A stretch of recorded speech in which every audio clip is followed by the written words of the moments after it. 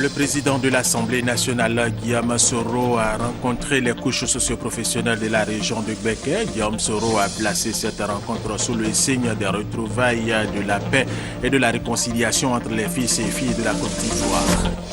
Il y a une autre prise d'otage à Montrouge, à Paris, ce matin même. Et notre compatriote Yaya Touré, milieu de terrain de Manchester City en Angleterre, est désigné ballon d'or africain. C'est son 4e ballon d'or successif. La cérémonie a eu lieu au Nigeria. Mesdames et messieurs, bienvenue et merci de suivre les informations sur RTI 1. Le président de l'Assemblée nationale, Guillaume Soro, a rencontré les couches socioprofessionnelles de la région de Gbeke. Guillaume Soro a placé cette rencontre sous le signe des retrouvailles, de la paix et de la réconciliation entre les fils et filles de la Côte d'Ivoire. Brahima Doubia, RTI Boaké. Moment de retrouvailles en ce début d'année 2015 à Boaké entre le président de l'Assemblée nationale, Guillaume Soro, et les couches socio-professionnelles de la région de Gbeke. La salle de réunion de la préfecture de région s'est avérée petite pour accueillir la population qui est venue en grand nombre pour écouter Guillaume Soro. Le président de l'Assemblée nationale, qui n'en demandait pas mieux, a traduit son attachement et son amour pour Boaké, qui représente un pan important de sa vie. À partir de Boaké, il a formulé des vœux de paix pour la Côte d'Ivoire. Je prends l'engagement de faire en sorte que dès qu'il m'est possible de venir ici à Boaké et d'échanger avec vous. Je vous souhaite pour cette année 2015 une année de santé à chacun, à chacune. Je vous souhaite le bonheur. Je souhaite pour la Côte d'Ivoire la paix. Nous allons avoir des élections bientôt. Je souhaite des élections apaisées. Je souhaite que la réconciliation se consolide et que ensemble, les Ivoiriens prennent l'engagement, le vœu de renouer définitivement avec la stabilité qui pour moi est gage d'un développement serein et durable. Pour communier avec la population de Boaké, le président de l'Assemblée nationale, Guillaume Soro, a offert un concert animé par le groupe congolais Extra Musica qui a tenu en haleine le public. À cette occasion, Guillaume Soro a fait montre de son talent de danseur au rythme de la rumba.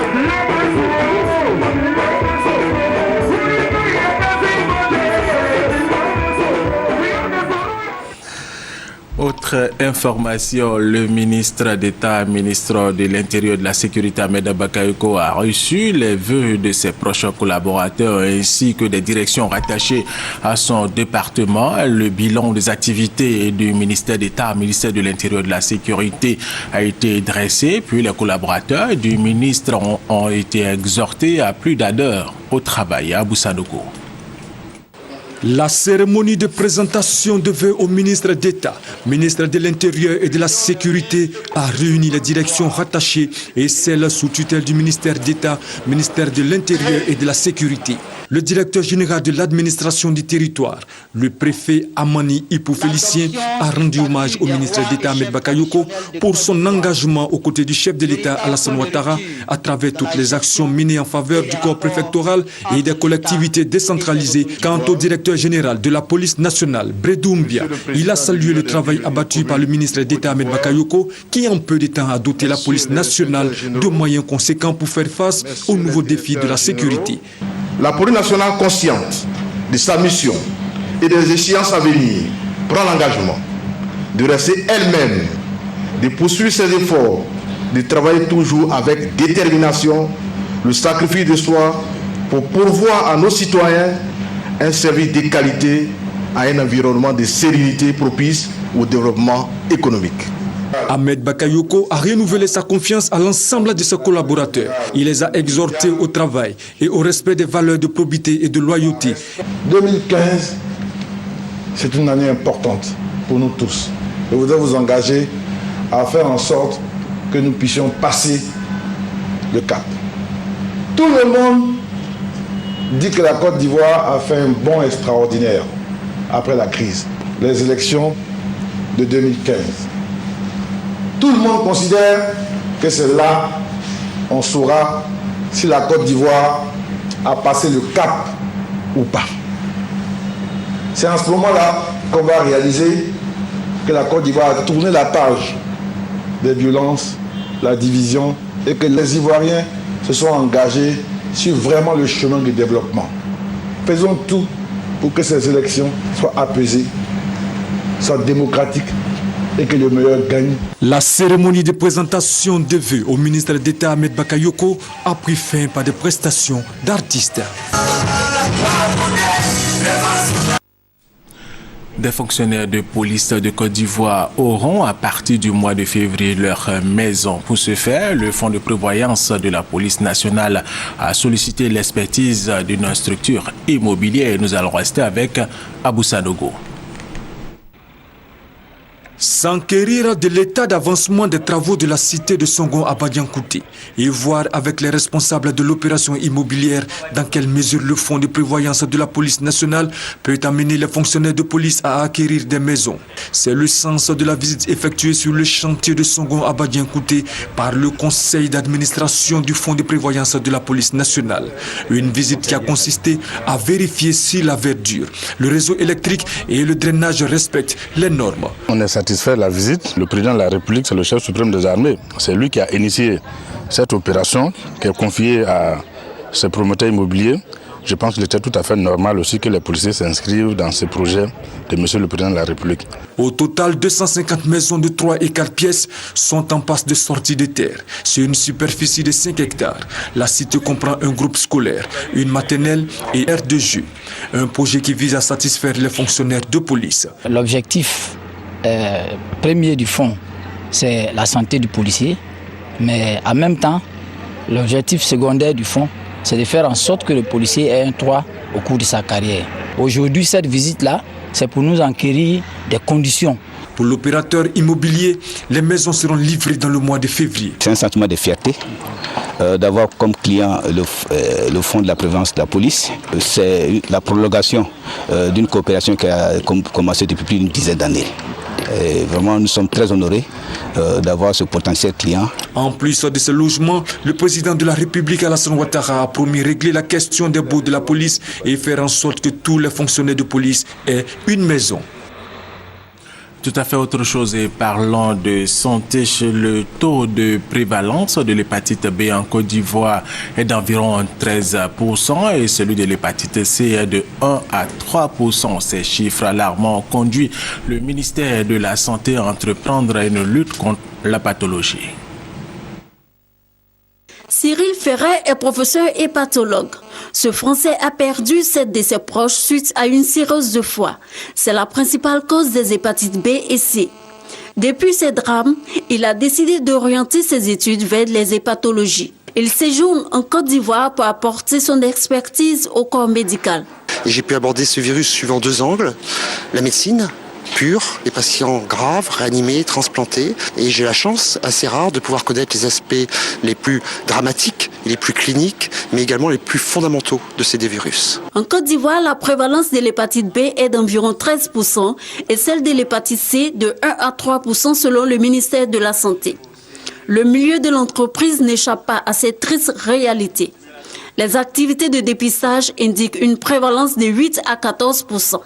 Face à cette situation, la compagnie ivoirienne d'électricité s'implique dans la lutte contre les hépatites virales à travers des séances de dépistage et d'information.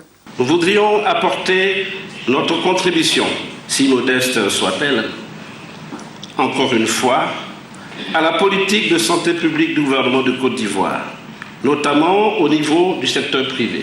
L'ambition du gouvernement à travers le programme national de lutte contre l'hépatite virale est de conduire une lutte efficace contre cette pandémie meurtrière avec le soutien de tous. Votre implication personnelle dans la lutte contre l'hépatite virale, ce tueur silencieux, est à coup sûr une garantie pour le bien-être, la santé des travailleurs. Les hépatites virales sont 100 fois plus contagieuses que le VIH-Sida et ont le même mode de transmission que ce dernier. L'OMS estime à 2 milliards dans le monde les personnes infectées par l'hépatite B et 170 millions celles porteuses de l'hépatite C. Un vaccin est cependant disponible. La municipalité de Tabo a lancé du 8 au 13 décembre dernier une opération de consultation ophtalmologique gratuite dans la commune de Tabo. Objectif à éradiquer l'onchocercose dans cette localité de la Côte d'Ivoire. Patricia Omouetia. De nombreuses régions en Côte d'Ivoire sont connues pour être des zones de maladies endémiques. La région de Tabo enregistre aujourd'hui plusieurs cas de malades des yeux.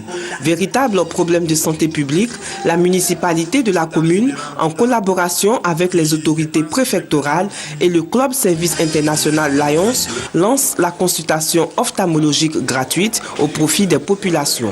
L'objectif général de cette opération est d'impliquer tous les acteurs de la région dans la lutte contre l'onchocercose ou cécité des rivières. Un programme qui vise à protéger des milliers de personnes des conséquences de ce fléau. L'opération a donc vu l'adhésion des populations. Elles ont participé massivement à ces journées de consultation ophtalmologique gratuite. Autre sujet dans cette édition, 4 jeunes entrepreneurs lauréats du concours Start-up récompensant les meilleurs projets de création de PME ont reçu des chèques d'une valeur totale de 75 millions de francs CFA. Ces ressources devraient stimuler les jeunes diplômés à la création d'emplois. Lassine Bakayoko, Noël Nyagno. Montant total des financements alloués, 75 millions de francs CFA. Les projets retenus par le comité de gestion du FIDEN, Fonds ivoirien pour le développement de l'entreprise nationale, sont du domaine de l'agrobusiness et des nouvelles technologies de l'information et de la communication, NTIC.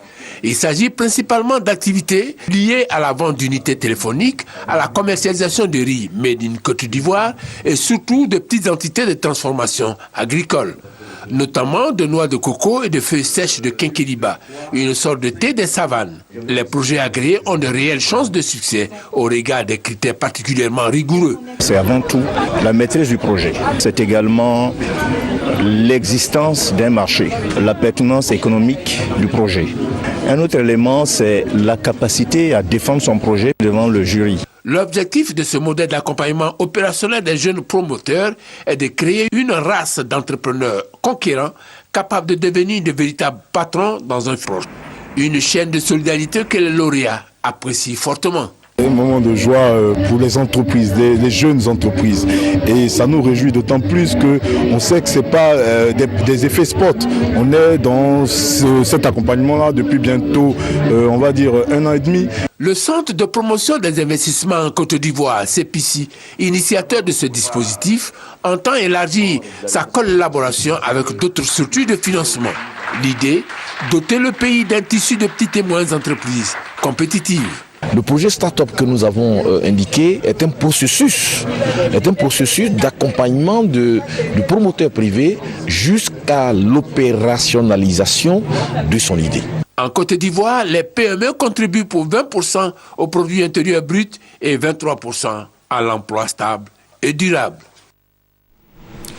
Les artisans de la casse d'Adjamé seront délocalisés sur un nouveau site à Ndotré dans la commune d'Abobo. Depuis le 31 décembre dernier, le gouvernement procède au paiement de leurs mesures d'accompagnement. Marina Atta, Francis Boifo. Commune du Plateau. À quelques pas du ministère des Affaires étrangères, il est 12h05. Difficile à notre équipe de reportage d'avoir accès aux locaux de la Direction générale de l'artisanat et des PME. Devant ces bâtiments, s'impatientent des ferrailleurs venus récupérer des kits en guise de mesure d'accompagnement pour regagner la casse de Ndotré, le nouveau site de recasement. On nous a dit de venir prendre les 150 000 francs, mais depuis on attend, on ne comprend rien. Hier, moi, je suis venu, j'ai passé toute la journée, je n'ai pas eu l'argent. Ce matin encore, je suis là. Sur les 3338 artisans recensés, 2037 personnes sont concernées par cette première phase de paiement de 150 000 francs CFA à chacun des bénéficiaires de la mesure gouvernementale. L'influence, c'est qu'aujourd'hui, on les avait appelés avant le 31 décembre venir par groupe. Ils ont tous espéré venir après les fêtes pour ne pas dépenser leur argent, etc. Donc c'est vrai qu'ils sont tous venus en groupe pour prendre leur argent et nous pensons pouvoir terminer cette opération d'ici vendredi prochain. À ce jour, 548 dossiers ont été traités sur les 2037 attendus. Il y a deux types d'artisans, il y a les garagistes et il y a les ferrailleurs, revendeurs, magasins. Moi, je fais partie de l'organisation des garagistes. Nous avons perçu notre argent sans difficulté et sans tout ébouillir. Toutes les personnes qui ont été recensées dans le cadre de cette opération recevront leur kit. Personne ne sera laissé de côté. Après cette opération, tous les ferrailleurs de la casse d'Adjabé, 3338 au total, regagneront la casse de Ndotré pour faire place aux travaux de construction de la nouvelle gare routière d'Adjamé. La commune de Bonon et le Bénet viennent de signer une convention. Cette convention va permettre d'élaborer un document de gouvernance et de planification, document qui va contribuer au développement de cette localité. Bonon et Rigoré. Bonon, commune du département de Boisflé, une des zones productrices de cacao, de café et de produits vivriers de la Côte d'Ivoire, connaît de nombreuses difficultés de développement. Difficultés qui ont pour nom manque de routes pour le transport des produits agricoles, insuffisance d'infrastructures de base. Pour répondre à toutes ces préoccupations, une signature d'appui technique entre le Bureau national d'études techniques de développement, Bénet et la mairie de Bonon. C'est un outil de gouvernance que le maire va avoir, qui va lui permettre évidemment non seulement d'avoir des projets qui sont identifiés, un plan d'action qui doit pu être réalisé et donc solliciter l'État pour des bailleurs de fonds pour la mise en œuvre des projets pour le bien-être des populations. Le maire de Bonon se félicite de cette signature de convention qui va donner les moyens à sa commune pour son essor. Un maire, quand il vient, il est installé, il a besoin d'un outil de travail. Vous ne pouvez pas travailler si vous n'avez pas un programme de développement. L'assistance conseil du Bénet à la commune de Bonon va s'étendre sur 4 mois.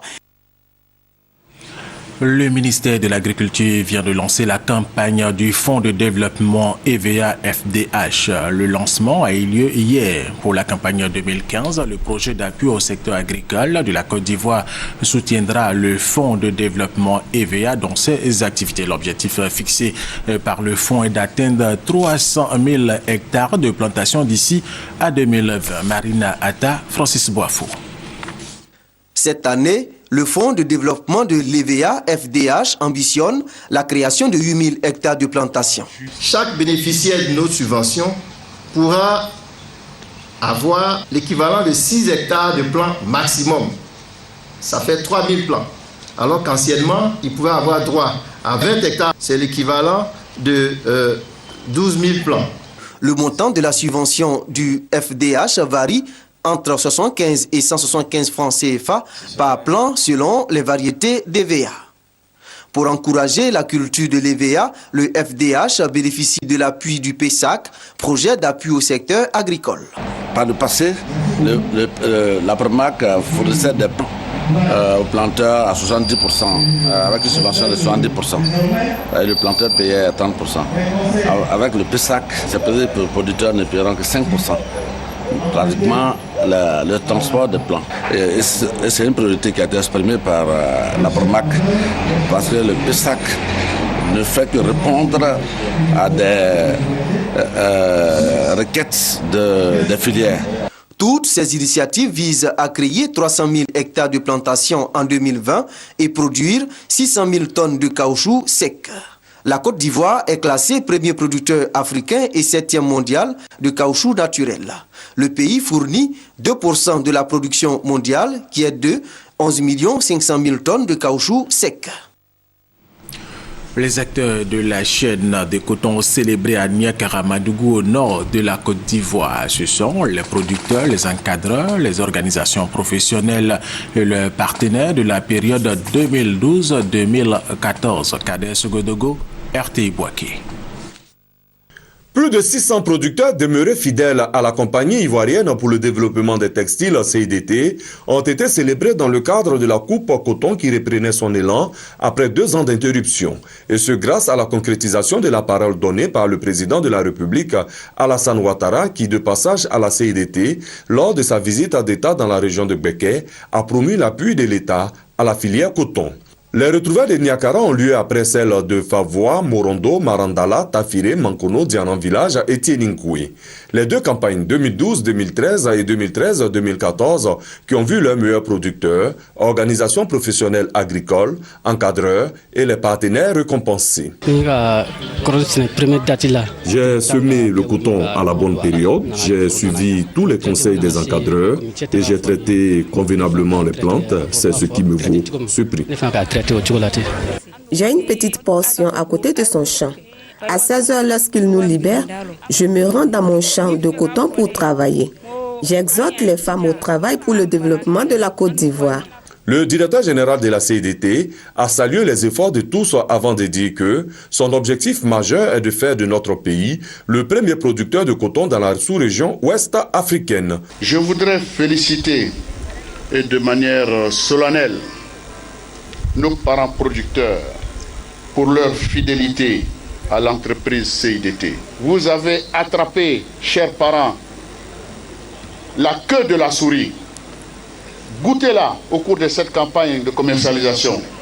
Et puis vous aurez toute la souris dans les années à venir. La CIDT qui cible 35 000 tonnes de coton-graine pour la campagne de commercialisation en cours ambitionne atteindre les années à venir 100 000 tonnes. Nous allons rester avec nos confrères de RTI Boaké, cette fois avec Brahima Doumouya qui nous dit que le PNUD a offert 1000 tables bancs aux établissements scolaires de la région du Bélier. Ce don vise à améliorer les conditions de travail des enseignants et apprenants de la région. Les besoins en table banc dans la direction régionale de l'éducation nationale et de l'enseignement technique de la région du Bélier s'élèvent à 12 000 tables bancs. Seulement 4 000 sont disponibles, soit un manque de 8 000 tables bancs. Pour pallier ce déficit, le Conseil régional du Bélier, conduit par le ministre d'État Jeannot Ahoussou-Kouadio, a sollicité l'appui du Programme des Nations Unies pour le développement PNUD.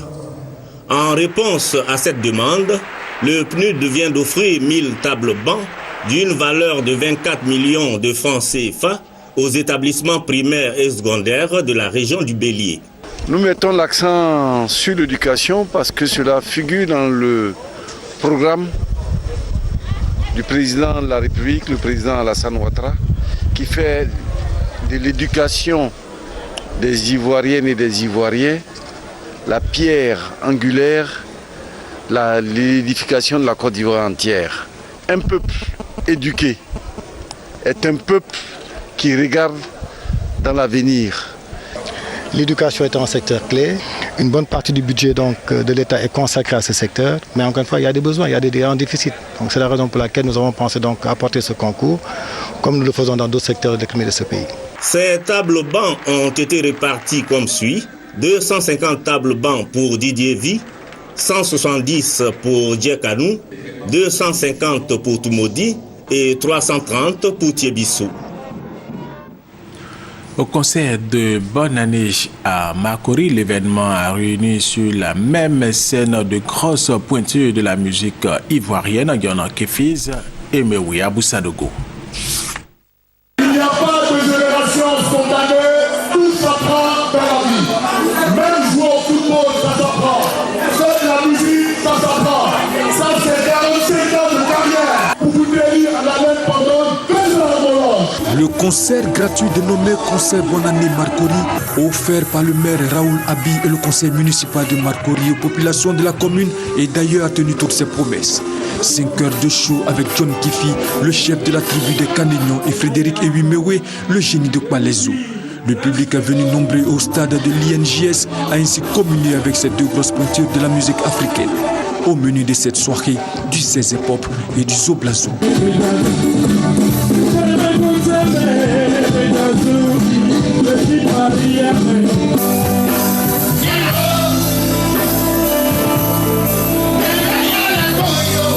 Il s'agissait ainsi pour le conseil municipal de Marcory de célébrer le nouvel an et l'échangeur émergent qui abrite la commune dans la paix et la gaieté. Faire de Marcory le carrefour de la culture et du sport en Côte d'Ivoire à travers le projet Marcory, commune de la culture et du sport. Telle est l'ambition du maire. Aux côtés de ces grosses vedettes, le conseil municipal de Marcory a donné la chance à de jeunes artistes de connaître leur première scène. Le concert Bonne Année Marcory est désormais une institution à Marcory et veut se positionner comme l'une des grandes dates de l'agenda culturel ivoirien. Abidjan, la capitale économique ivoirienne, accueille du 9 au 12 avril prochain au Palais de la Culture de Treichville un festival international de reggae dénommé Abi Festival. Plus de précisions avec Issaïo et Abou Sanogo.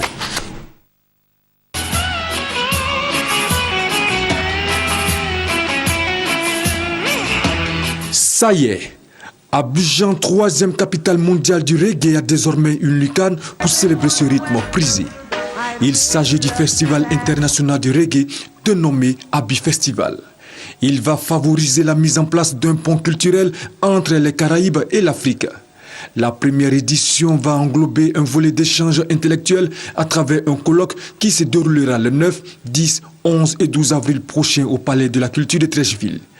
Promoteur de ce grand événement, Moussa Dosso, ministre d'État, ministre de l'Emploi, des Affaires sociales et de la formation professionnelle, profitant de la présentation du projet à son homologue de la culture et de la francophonie, Maurice Kwaku Bandama, situe les enjeux. Pour l'instant, donc ceux qu'on a retenus qui sont confirmés, Third World qui sera là, on a Morgan Heritage qui sera là, les High Trees donc qui seront là, et bien sûr un des enfants de Bob Marley qui s'appelle Kimani Marley. Le ministre Maurice Bandama s'est réjoui de la mise sur pied d'un tel festival. Nous sommes heureux de cette initiative prise par monsieur le ministre d'État, faire un festival de reggae.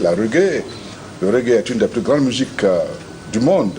Donc c'est une musique qui permet de rassembler. Pour les artistes ivoiriens, ce festival consacre le retour du reggae sur ses terres d'origine. Je pense que l'initiative prise par le frère Dosso est à louer. Pourquoi? Parce que les Jamaïcains, on dit que le reggae vient de Jamaïque. Les Jamaïcains disent que le reggae vient d'Afrique. Parce que par transitivité, si les faiseurs de reggae sont africains, donc le reggae est cette parcelle de culture africaine enfouie en eux qu'ils ont essayé de ressortir pour se faire une identité. De nombreuses stars du reggae sont annoncées à ce festival. De cette information, Brouhamé Saint-Pierre, Israël, ex-directeur général de la RTI, après 4 années d'exil au Ghana, est définitivement rentré en Côte d'Ivoire depuis hier. Il a pris part à une cérémonie au siège du Front populaire ivoirien FPI, cérémonie au cours de laquelle la direction de ce parti politique a tenu à saluer toutes les dispositions prises par les autorités ivoiriennes pour faciliter le retour de Brouhamé Saint-Pierre, Israël et de Kakou Jacques, militant de base du Front populaire ivoirien. Notre compatriote Yaya Touré, milieu de terrain de Manchester City en Angleterre, est désigné Ballon d'Or africain et c'est son 4e Ballon d'Or successif. La cérémonie a eu lieu au Nigeria, au Dalégbé. La cérémonie des awards de la CAF a encore désigné Yaya Touré comme joueur de l'année. Premier Africain à être désigné 4 fois d'affilée Ballon d'Or, l'Ivoirien de 31 ans fait une fois de plus honneur à l'Afrique en général et à la Côte d'Ivoire en particulier. 56 sélectionneurs et directeurs techniques nationaux du continent africain sont à l'origine de ce choix. Les performances de Yaya Touré à Manchester City l'ont propulsé sur la plus haute marche du podium devant le Gabonais Pierre-Emerick Aubameyang et le gardien de but nigérian Vincent Enyama. Il égale le record du Camerounais Samuel Eto'o, qu'il a aussi gagné à 4 reprises, mais pas consécutivement. Notons que la cérémonie des awards de la CAF a désigné 4 joueurs ivoiriens dans l'équipe type de l'année. Ce sont outre Yaya Touré, Serge Aurier, Gervinho et Wilfried Bony. Fin de cette édition. Merci de nous avoir suivis et restez avec nous sur RTI 1.